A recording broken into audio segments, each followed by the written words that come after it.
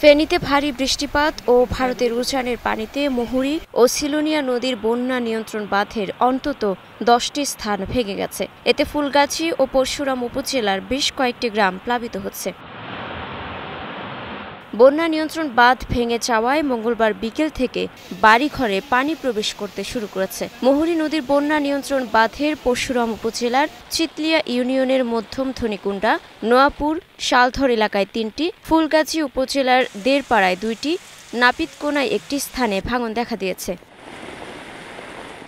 সিলোনিয়া নদীর মির্জানগর ইউনিয়নের পশ্চিম গদানগর, জঙ্গলখোনা, উত্তর মণিপুর দাসপাড়া ও মেলাঘর কবরস্থানের পাশে 4টি স্থানে ভাঙন দেখা দিয়েছে। এতে ভোগান্তিতে পড়েছে অন্তত 15 গ্রামের হাজারো মানুষ। গত বছর ফেনী, নোয়াখালী সহ এ অঞ্চলের মানুষ ভয়াবহ বন্যা আক্রান্ত হয়েছে। বাঁধে ভাঙনে বন্যার শঙ্কায় আতঙ্ক তৈরি হয়েছে ফেনী, নোয়াখালীর মানুষের। ভারী বৃষ্টিতে পানি জমেছে ফেনী শহরের বেশিরভাগ সড়কে। জেলা আবহাওয়া অফিস জানিয়েছে 406 মিলিমিটার বৃষ্টিপাত রেকর্ড করা হয়েছে। এটি চলতি বর্ষা মৌসুমে একদিনে সর্বোচ্চ বৃষ্টির রেকর্ড। আগামী 2 দিনও ফেনীতে মাঝারি থেকে অতি ভারী বর্ষণ হওয়ার সম্ভাবনা রয়েছে।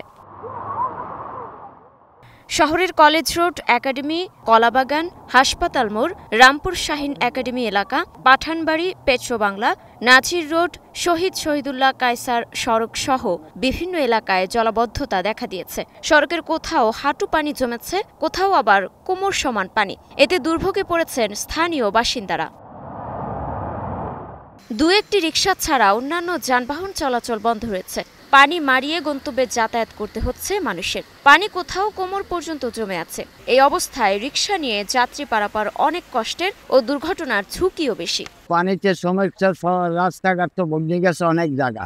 ময়লা আবর্জনার কারণে চড়াগুলো পরিষ্কার থাকে না, এই জন্য পানি জমে গেছে। নয় বৃষ্টি পানি জমে না। পরিকল্পিত না করা থাকলে পরিকল্পিত ড্রেনেজ ব্যবস্থা থাকতো।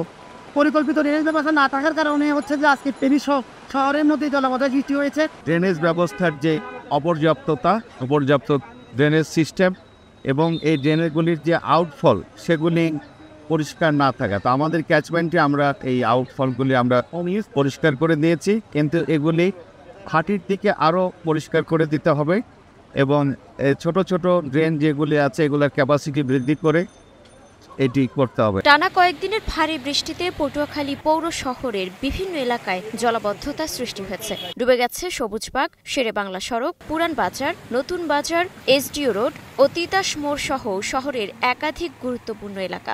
একই সঙ্গে গ্রাম অঞ্চলেও তলিয়ে গেছে বহু মাছের ঘের ও পুকুর। মুক্তা আক্তার, স্টার নিউজ।